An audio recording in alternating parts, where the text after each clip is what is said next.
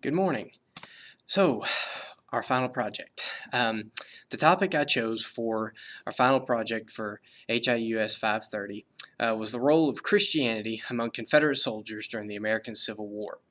Um, as historians, we are called to be both honest and objective in our research, and in the presentation of our findings, I have tried to do that with this project. As a Christian historian, I understand my bias here also, but I also tried to give true and unbiased credence to the importance of Christianity in the lives of these men.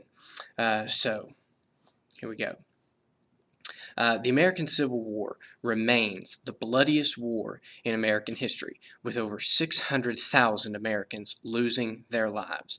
Its effects were felt from Maine to Texas, on both battlefields and in private homes, in churches and businesses.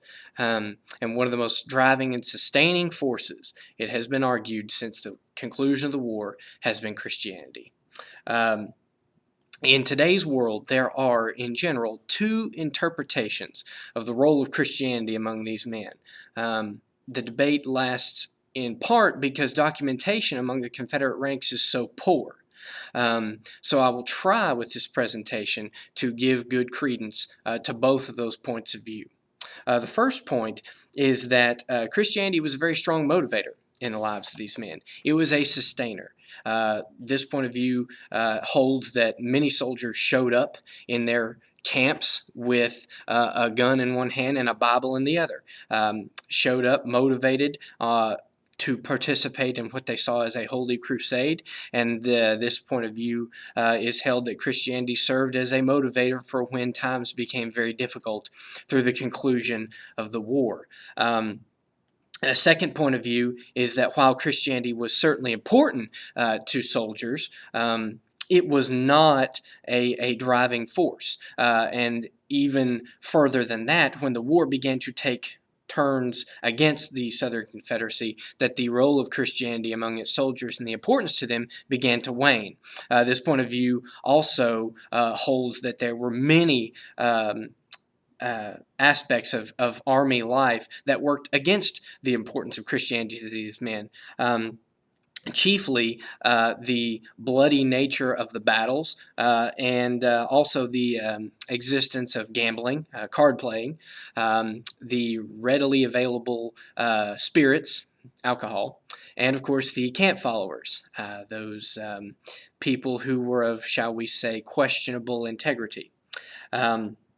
But as I said, I will try to give a decent bit of time to both camps.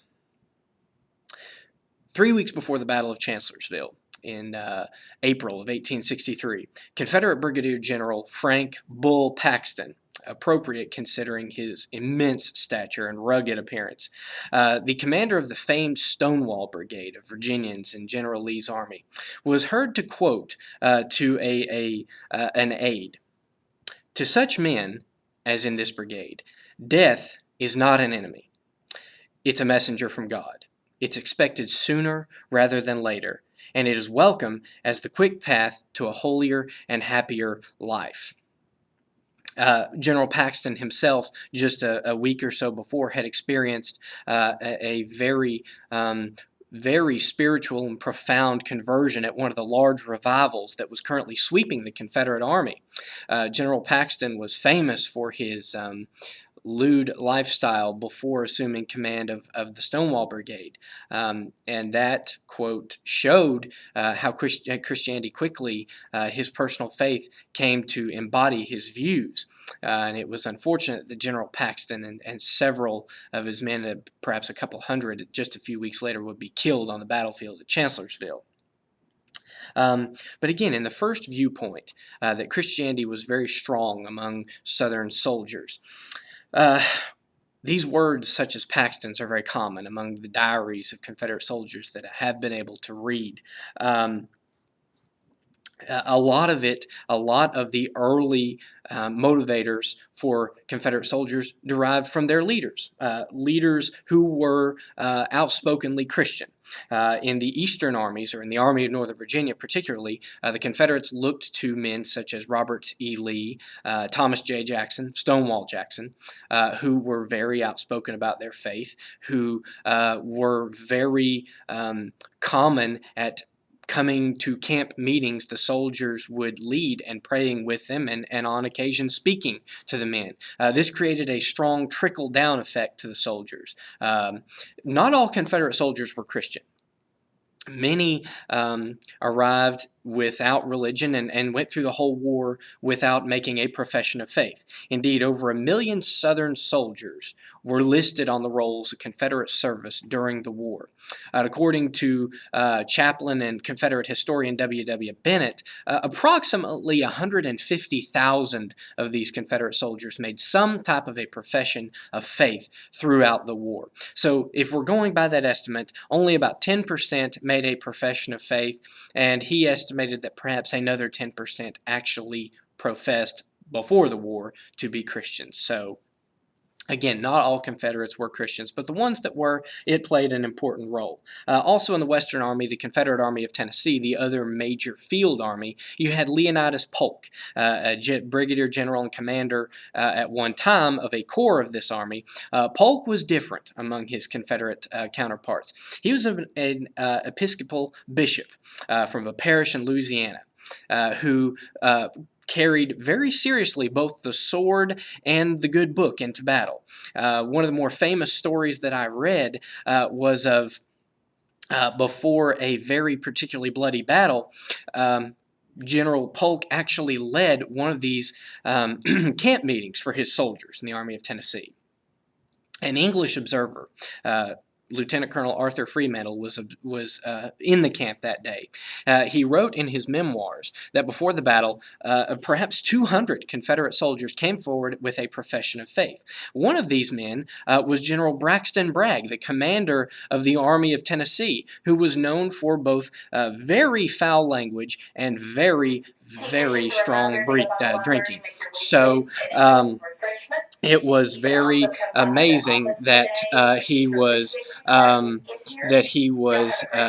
put in this position. So with leaders like this, the trickle-down effect was very, very profound.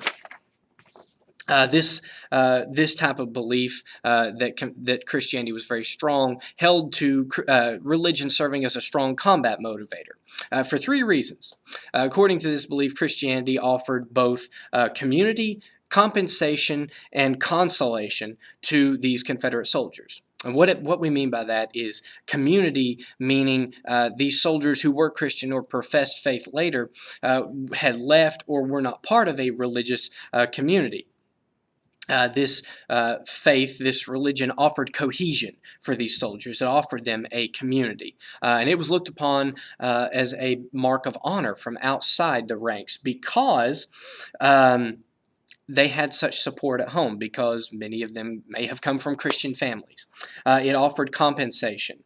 It offered a strong religious community within the armed forces that these soldiers could turn to in the absence of family at home.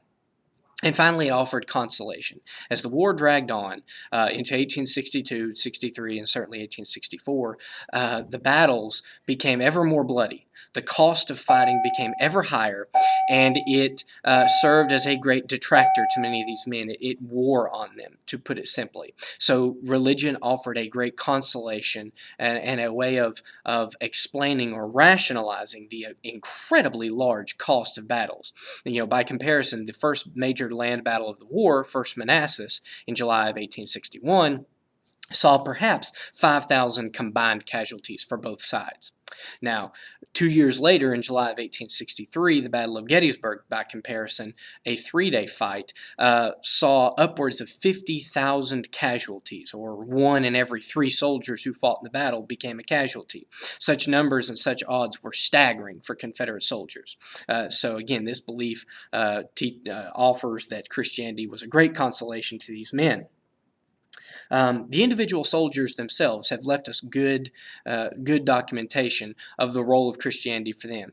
Sam Watkins, a private in 1st Tennessee Infantry in the Army of Tennessee, in his book, Company H, has offered great documentation. And he was one of those men who came to into the Civil War professing to be a Christian, and yet did make professions of faith throughout the war. He used Christianity in his work as a way of rationalizing the incredible loss. In one of his stories, he talks about walking over the field at Chickamauga, a battle in northern Georgia, and not being able to step on the ground for the bodies of the slain. And he wrote that only the God of all wisdom could derive meaning from such senseless slaughter. And one can truly understand how difficult a struggle this must have been for common soldiers like him to lose so many men, so many comrades.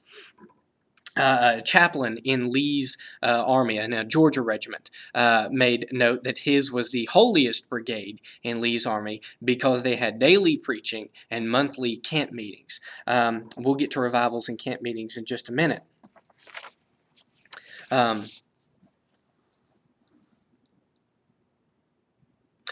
Chaplains were very important in the Confederate ranks. Two of their works that I examined, those of W. W. Bennett and J. W. Jones, both of those men were chaplains in Confederate service and left us excellent records of their interactions with Confederate soldiers. J. W. Jones was particularly attached to Lee's army, although he did have interactions with his comrades in the Army of Tennessee. Jones was a command chaplain in Lee's army, and in one of his stories, he talked about the importance of bringing tracts and Bibles. Tracts were little religious narratives that were written and to be distributed to the soldiers. As the war progressed, many of these regiments and brigades created their own Christian associations. And what these were organizations that were responsible for purchasing and then distributing Bibles, religious tracts, and even hymnals to these Confederate ranks. Then the chaplains would, when these materials were brought to the camps, distribute them to the soldiers. It's interesting. Reverend Jones told a story of riding into camp one day with 2 saddlebags on either side of his horse, packed full of these hymnals and Bibles. And he said that as he topped the rise, heading into camp, the soldiers could see him coming, and within moments he was swarmed by dozens of gray and butternut-clad soldiers, absolutely ripping his saddlebags apart to get into these Bibles and these tracts. And he said within moments they were all gone. And he said many chaplains throughout Confederate service experienced very similar circumstances. Chaplains were very important in Confederate service. It was interesting. Some even served in combat roles. They would quite literally follow the regiments into battle. One particular chaplain in a Mississippi regiment at the Battle of Chancellorsville, moments after administering ministering to his men before they entered battle, and then offering communion, well, he put down his robes and his Bible and picked up a rifle from a fallen comrade and assisted in leading the regiment into battle, was actually wounded.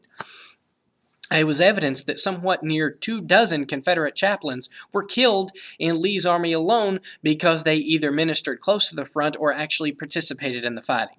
But these men were very important to Confederate ranks. Some would preach daily, some would preach weekly.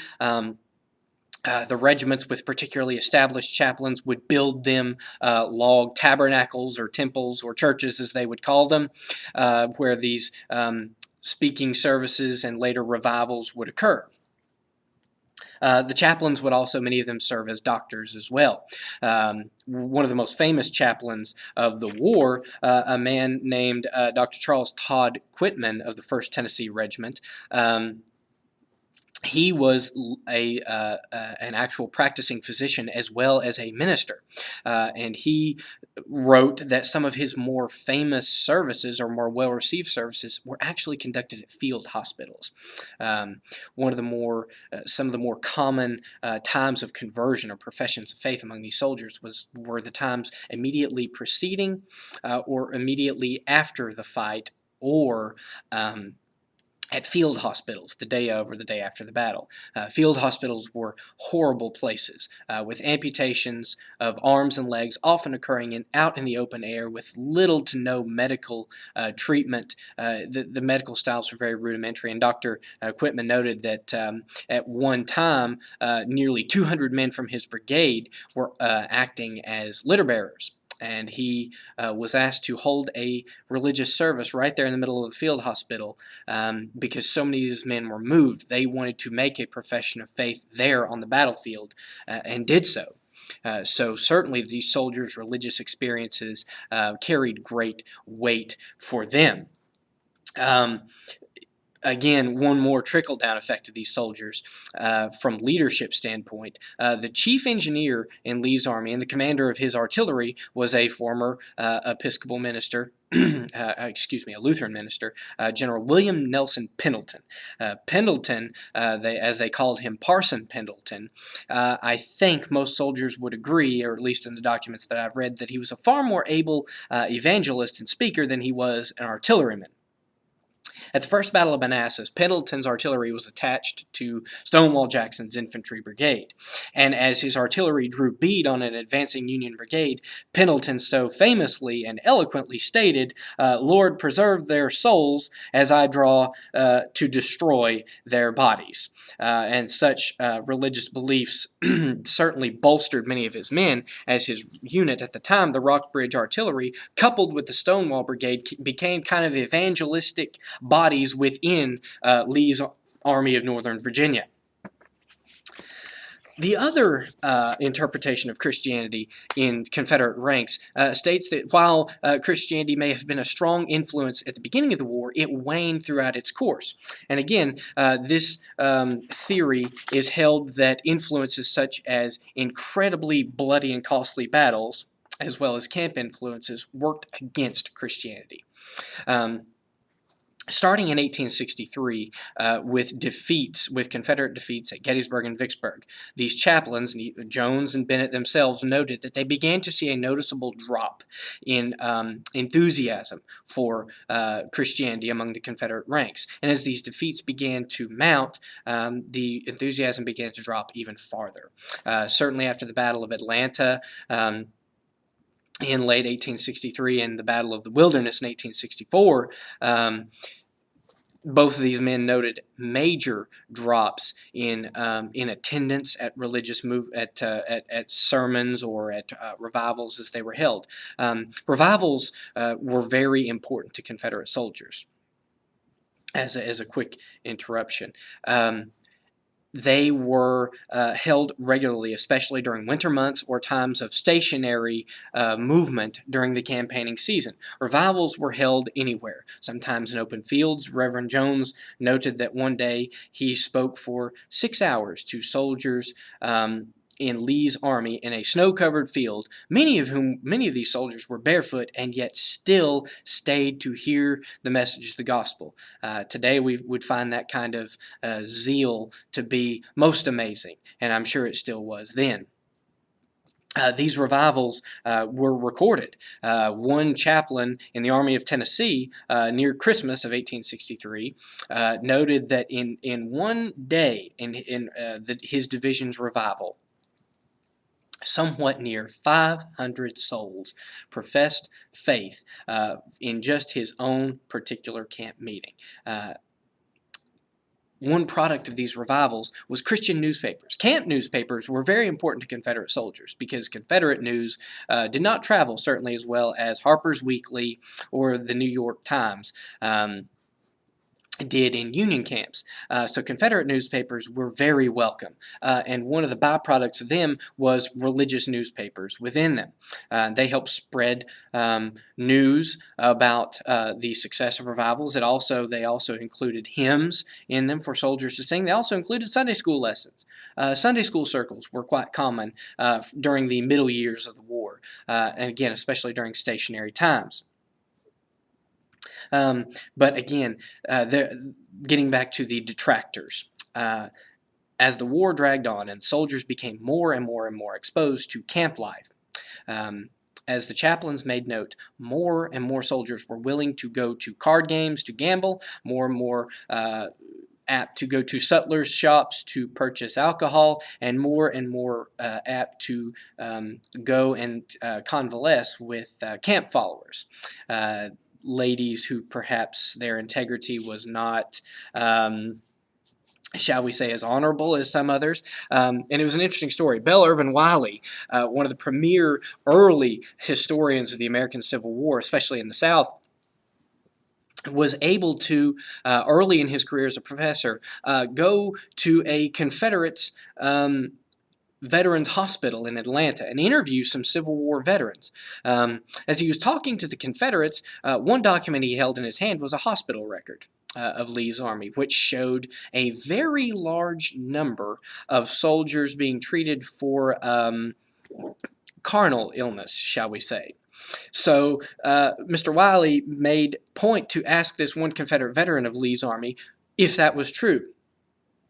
And the veteran, of course, this elderly gentleman became very aghast, and he said, "Absolutely not, sir. Our men attended revivals, not camp followers." Well, unfortunately, the documents that we have now show that while they attended revivals, many Confederate soldiers also pursued passions of the flesh, shall we say.